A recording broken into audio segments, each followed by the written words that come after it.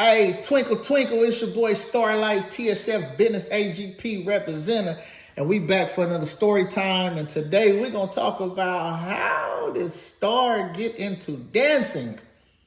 If y'all don't know, I could dance, like really dance, like Michael Jackson, Chris Brown, Morion, like dance.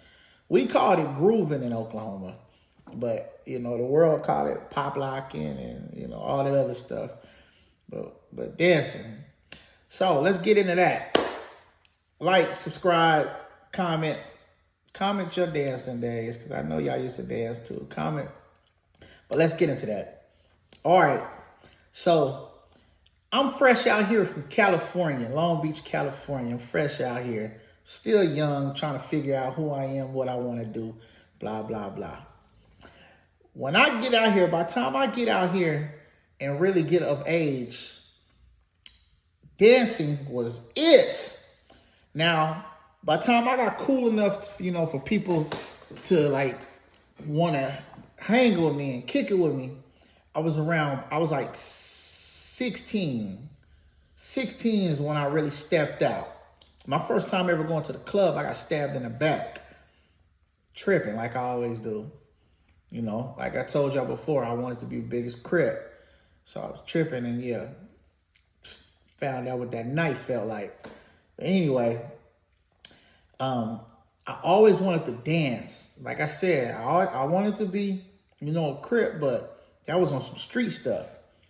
When it came to the females, I wanted to dance because all the dancers had the girls. And this one, I was just getting into like really liking girls. I didn't really care about girls like that, 16 and down. I was a nerd, like animal discovery, catching bugs and lizards. And I had girlfriends and stuff, but it wasn't just like, 16, I just got real, I don't know if I can say the word horny on YouTube, but I like 16, I just really like wanted to hump. And I was a virgin. So anyway, all of the dancers had the girls. So I'm like, I need to start dancing. And that's when I met my homeboy Theron, aka Sneaks. Back in the day, people used to say we looked alike. He black, he's super dark, I'm brown. I don't know why they thought we looked alike, but back in the day, people thought we looked alike. So we used to lie and say we was brothers. Everybody thought Theron and Dion was brothers. So anyway, so I met him and he danced. And so I latched on to him real hard because he danced, and Theron had every single girl in this. Listen, y'all, let me get up close to this. Theron was the first official whore. I don't know if I can say that on YouTube. We finna figure it out. Theron was Oklahoma City's first whore. He was a whore. He was a freaking whore. He was a thought. He was a thought pocket. Everybody know. If you know about Theron, you know Theron was a whore. He had all the girls. Listen to you young dudes, your mama used to like Theron. All you young dudes just know your mama used to like Theron. Your auntie used to like Theron. So maybe your grandma liked Theron. Every girl liked Theron. So I'm like, man, he got all the girls. I'm finna kick it with him. So I ended up kicking with him. And he was dancing, but he didn't have a clique at the time. Now, he comes from the Sex Mob family. His name is Theron Robinson, and his cousin is Carlos Robinson, the dude that started, or one of the dudes that started Sex Mob. Ant. I heard it was between like him and Ant. Shout out Anthony Thrower. So yeah, but anyway, Carlos was like the face of Sex Mob. That was Theron's cousin. I don't know why he never danced with Sex Mob, but he didn't dance with Sex Mob. He didn't have no clique. He was a renegade. So when he came to PCO, I don't know how we met, but I'm kicking it with him now because he got all the girls. But we ended up meeting a bunch of East Side dudes, and I started kicking it in Garden Oaks a lot. I got real cool with the shotguns. Shout out to the shotguns. Like I told you, I'm cool with dang near every gang in Oklahoma, from the red side to the blue side. Everybody mess with Starr. So now I'm in the Garden Oaks with the shotguns, and they had a dance clique called F&A over there. E.T. Shout out to E.T. and Ramon and Garfield and David and Tommy, and it was so much more. If I forget y'all name, remember I'm 40 and I had that stroke last year, so don't get on me. But E.T., David, Tommy, Garfield, Ramon. That's all Garden Oaks, and they was F&A. I don't know how we met them. I don't know how that happened, but we ended up meeting them, and they recruited Theron first. They recruited Theron first, and they told Theron about me. Now, I ain't gonna lie. My dream, my mother freaking dream was to be from Eastside Foreplay. I want to be from East. Let me say how they say it, Eastside Foreplay. Eastside Foreplay. JJ was the best dancer in the universe to me. In my eyes, JJ could beat Michael Jackson. JJ could beat anybody.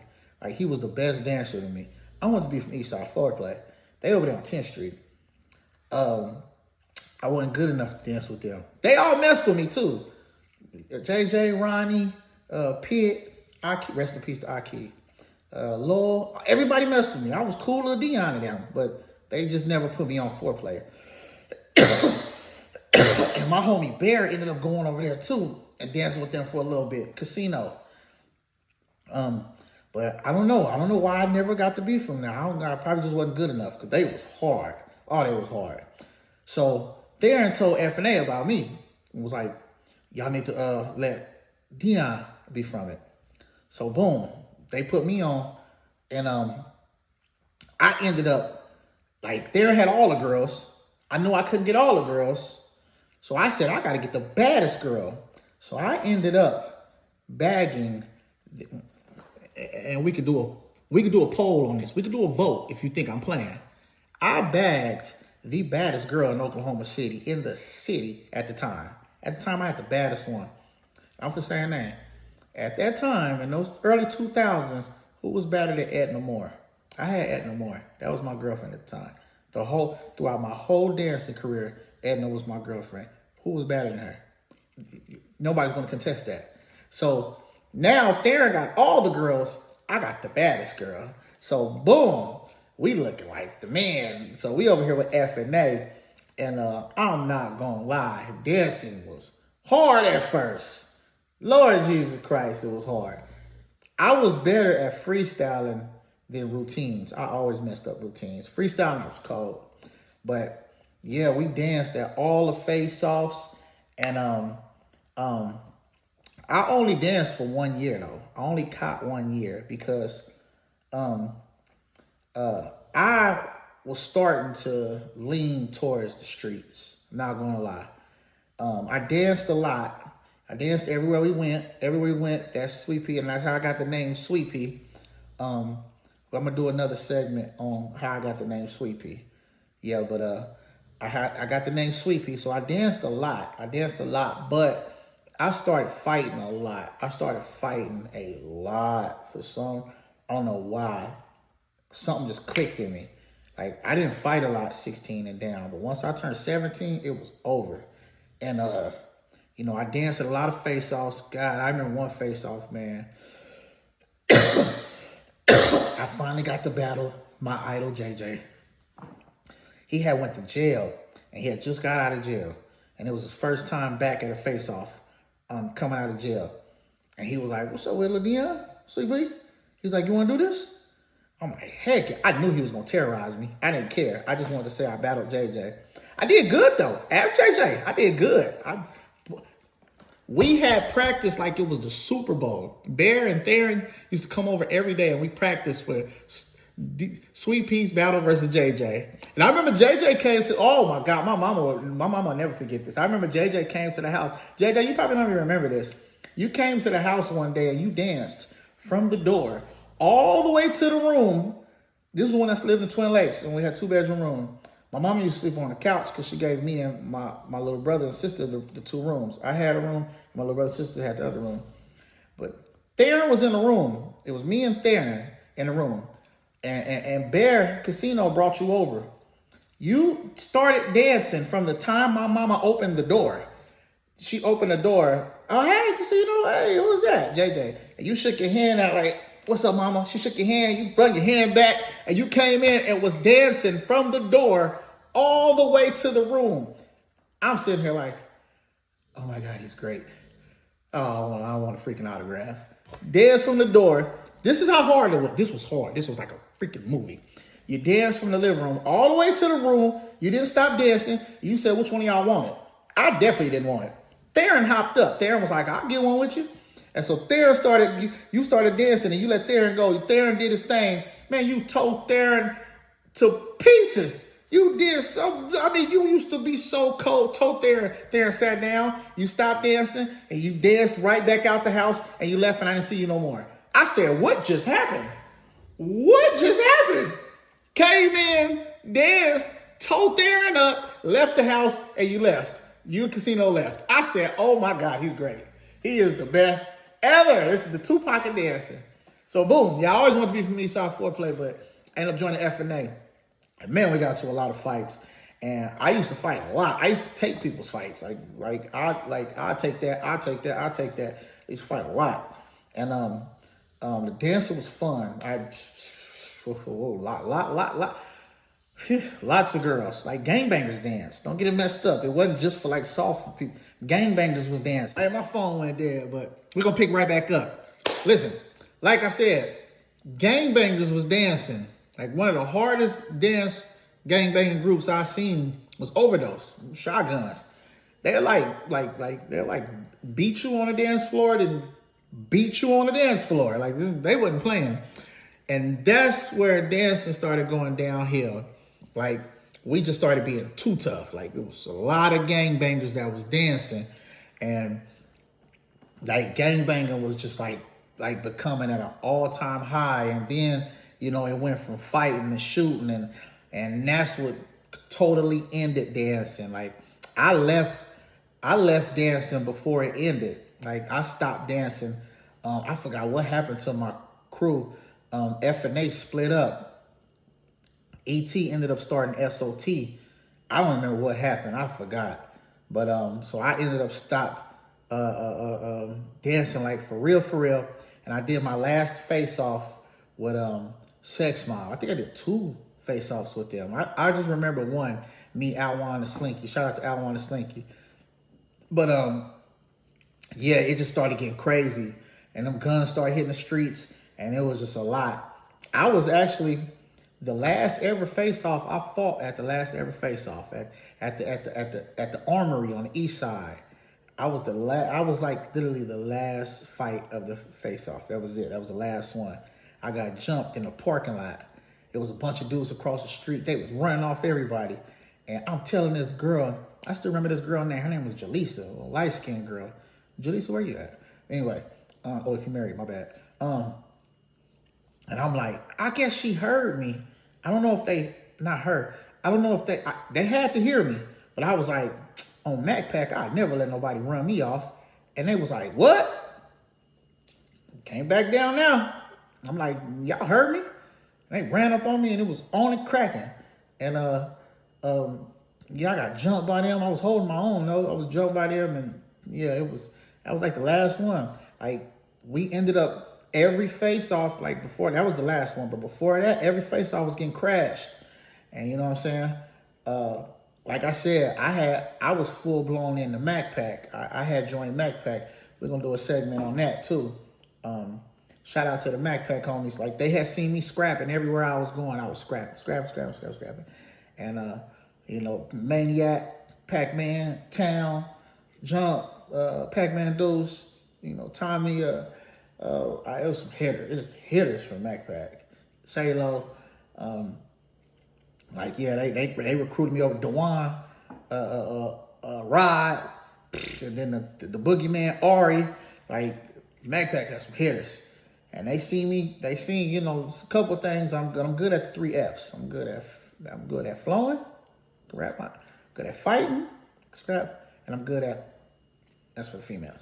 But yeah, so they seen me scrapping and they was like, you need to come over here to MacPack. And I'm like, I already seen them putting in tremendous work. So I'm like, let's do it. I even got quoted. Like, I got quoted in the creek. But you know, I'm from West Side 63rd Street, so I told them to quote me twice. So they came to the hood. They came over to Twin Lakes and quoted me again. My arm was broken and everything. My arm was broke from fighting. From fighting. I tried to hit a window. Yeah, it really didn't work. The window didn't go nowhere. Broke my hand. So now I'm fighting this dude with my left hand. It was horrible. I still won though, but he had a good advantage because I had one hand. But they seen that, they was like, he a monster. They seen me do a lot. Like, MacPac actually seen me get knocked out before. But it was the fact that nobody wanted to fight this dude. Nobody in the parking lot. He was like, anybody in the parking lot can get down. And when nobody wants to fight him, I'm like, I'll get down with you. Ain't nobody scared of you. And yeah, now I see why nobody wants to get down with him. Yeah, he had a point. He was a real deal. But all of that, MacPac was like, little dude is with the BS. So I'm saying that to say, and it wasn't just me, it was every dance crew was turning into gangbangers, or they was already gangbanging and was just resorting to gangbanging. Like they was tired of dancing, and the face-offs just started getting crashed, and it completely stopped. And that goes to my question, Oklahoma, did we destroy our culture? Because everybody say Oklahoma don't got a culture. You know, the streets is Cali. They think the streets is Cali and the music is Texas influence and this and that. But we literally had our own culture. Oklahoma City had our own culture. We had dancing before. We had dancing before anybody. Like all this TikTok and all this stuff. Can you imagine? Remember, I'm saying this is the early 2000s. So imagine, this would have been 20 years in of dancing. By the time TikTok and them came, they would have been coming down here to us because Oklahoma would have been known as the dancing city. The music would have been different. All the rappers would have been making songs for the dancers. The production would have been different. It would have been more up-tempo. Like, it would have been, I would have been a totally different person. Like, that was one of the biggest mistakes we made in Oklahoma is crashing our dance culture. And y'all let me know what y'all think about that. So y'all just had to get into this dancing stuff. That was a time right there. That was a time right there. Shout out to all the dance cliques.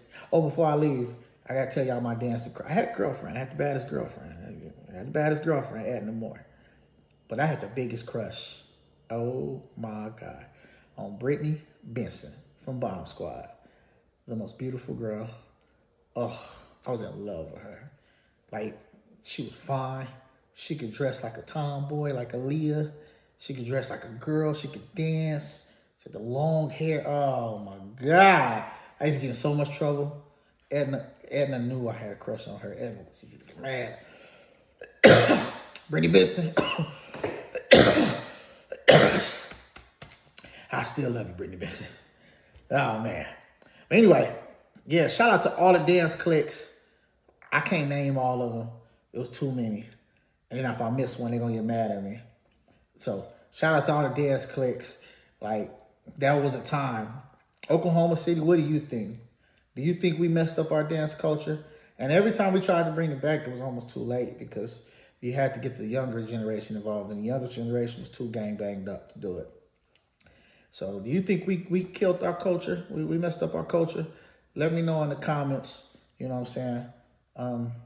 And could it ever come back? Could dancing ever come? Because dancing haven't went nowhere. Dancing is at its biggest. Every challenge that a rapper or a singer does be a dance challenge. So dancing haven't went nowhere. But is Oklahoma too far gone in the streets and the gangbanging to ever dance again? Let me know. Is there something we can come back to? Is it just too far gone and we just lost? Like I said, this Starr Lyfe Speaks. Like, comment, subscribe. I'm going to be giving y'all stories every day. I have so many stories. Y'all going to be like, this man's life is a movie. Why do you think they call me Starr? I don't say twinkle, twinkle just for fun. So, boom. Let's get to it. TSF Business AGP, and I'm going into the next time. Peace.